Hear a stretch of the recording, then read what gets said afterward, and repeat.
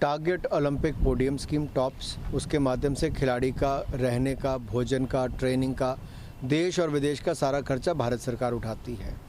इसीलिए मीराबाई चानू, लवलीना से लेके बाकी खिलाड़ी, ये सब भारत सरकार पूरा साल खर्चा उठाती है और ये भारत के लिए मेडल जीतने का काम भी हमारे खिलाड़ी कर पाते हैं।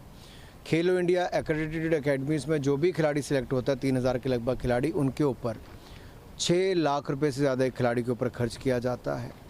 और जो मैंने टॉप स्कीम बताई उसमें खर्चा तो भारत सरकार करती है, जेब खर्च खिलाड़ियों को 6 लाख रुपया साल का अलग से देती है। और खेलो इंडिया एक्रेडिटेड एकेडमीज़ में 1,20,000 रुपया जेब खर्च मिलता है, तो बाकी खर्चा भारत सरकार उठाती है।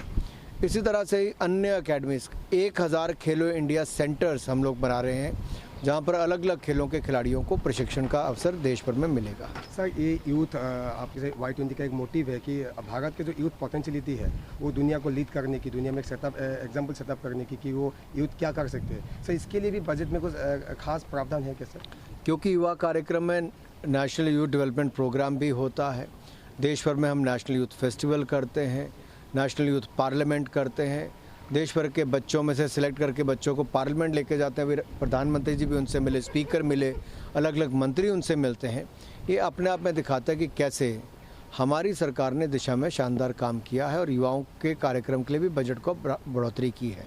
सर, स्पोर्ट मिनिस्ट्री की तरफ से इसके लिए कुछ स्पेसिफिक प्लान भी हमारी जो भी योजनाएं हैं उनमें हमारा प्रयास है कि नॉर्थ ईस्ट का भी खेलों का खूब विकास हो और देश की पहली नेशनल स्पोर्ट्स यूनिवर्सिटी कहीं पे बनने जा रही है, तो मणिपुर में 900 करोड़ रुपए की लागत से उसका काम तेज़ी के साथ चल रहा है।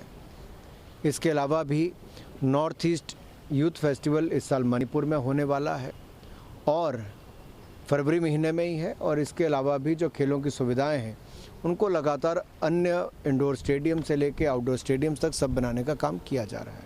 प्रधानमंत्री नरेंद्र मोदी जी के नेतृत्व में वित्त मंत्री जी ने शानदार बजट दिया है। ये बजट गांव का है, गरीब का, महिला, मजदूर, मध्यम वर्ग का, नौजवान का, किसान का। मैं तो एक कहूँगा, अनुसूचित जाति, जनजाति, पिछड़ा वर्ग, समाज के हर वर्ग के लिए इस बजट में कुछ ना कुछ है। देखिए, जब 10 लाख करोड़ रुपया कैपिटल एक्सपेंडिचर के लिए खर्च किया जाएगा तो इसका मतलब देश भर में सड़क, शिक्षा, स्वास्थ्य, रेलवे, पोर्ट्स, इन सब पे बहुत खर्चा होगा और इसके कारण रोजगार के अवसर भी उत्पन्न होंगे। इसी तरह से ही रेलवे के लिए 2,40,000 करोड़ रुपए का बजट रखा है, जो आज तक का सबसे ज़्यादा बजट है। ये 2014 के मुकाबले 9 गुना ज़्यादा बजट है। इससे रेलवे का विस्तार होगा और देश भर में जहाँ 3 करोड़ से ज़्यादा लोगों को रेलवे प्रतिदिन लेकर जाता है एक जगह से दूसरी जगह, इसकी क्षमता और बढ़ेगी, रफ्तार और बढ़ेगी। फिर गरीब के लिए पक्का मकान, मोदी जी की सरकार ने 3.5 करोड़ लोगों को पक्के मकान पहले मंजूर कर दिए, बना दिए। अब आज तक का सबसे बड़ा बजट प्रधानमंत्री आवास योजना में 79,000 करोड़ रुपीस का रखा है, जो पिछले साल से 66% ज़्यादा है। फिर किसान हमारा आता है, तो किसान के लिए जहां एक और 11 करोड़ किसानों को प्रधानमंत्री किसान सम्मान निधि का 2,26,000 करोड़ रुपया अब तक दिया जा चुका है, वहीं पे इस साल 20 लाख करोड़ रुपया किसान क्रेडिट के लिए रखा गया है, ताकि हमारे किसानों को पशुपालन, डेयरी, फिशरीज, इसके लिए पैसा ज़्यादा मिल सके। फिर 6,000 करोड़ की एक सब स्कीम फिशरीज़ के लिए अलग से रखी गई है, ताकि मछली उत्पादन और बढ़ सके।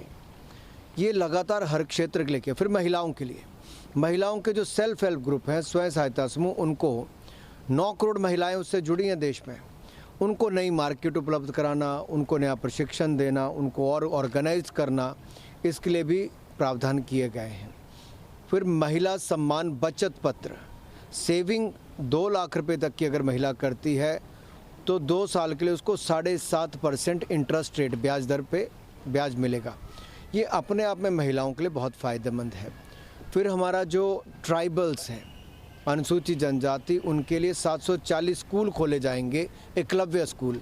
इसमें 3.5 लाख युवाओं को पढ़ने का अवसर मिलेगा, बच्चों को, और साथ ही हमारे 38,000 टीचर्स की इसमें नियुक्ति की जाएगी। तो देखिए, समाज के सभी वर्गों के लिए कुछ ना कुछ किया है। वहीं पर वेस्ट टू वेल्थ गोवर्धन योजना, ताकि उसको अलग अलग प्लांट्स अलग अलग जगह लग सकें। फिर ग्रीन हाइड्रोजन का ग्लोबल हब भारत को बनाने के लिए प्रावधान इसमें किया गया है, जिससे जॉब क्रिएशन भी होगी, नए रोजगार भी उत्पन्न होंगे। और इसी तरह से ही हमारे नॉर्थ ईस्ट के लिए भी रेलवे की दृष्टि से देखें तो रिकॉर्ड बजट्स वहाँ के लिए दिए गए हैं। सड़कों के लिए बजट कांग्रेस के समय में बहुत कम होता था, उससे 10 गुना ज़्यादा कर दिया। कांग्रेस के टाइम पे 27,000 करोड़ रुपया बजट होता था, आज 2,70,000 करोड़ रुपया बजट है। कांग्रेस के टाइम पे कृषि का 25,300 करोड़ रुपया बजट होता था, आज वो 1,25,000 करोड़ रुपया बजट है। इसी तरह से ही 3 गुना ज़्यादा होम अफेयर्स का, गृह मंत्रालय का बजट कर दिया गया है। ये अपने आप में दिखाता है कि 2 लाख करोड़ से बढ़कर 5,94,000 करोड़ उसको कर दिया। एग्रीकल्चर से लेके बाकी सबका बजट बढ़ा। खेलों का, क्योंकि नॉर्थ ईस्ट का खेलों में बहुत बड़ा योगदान है, तो कांग्रेस के टाइम पे 900 करोड़ रुपया, 1,000 करोड़ रुपये के लगभग बजट होता था 2014 में। अब बढ़ाकर 3,300 करोड़ रुपीस यानी कि 3,397 करोड़ रुपया कर दिया गया है उसके लिए।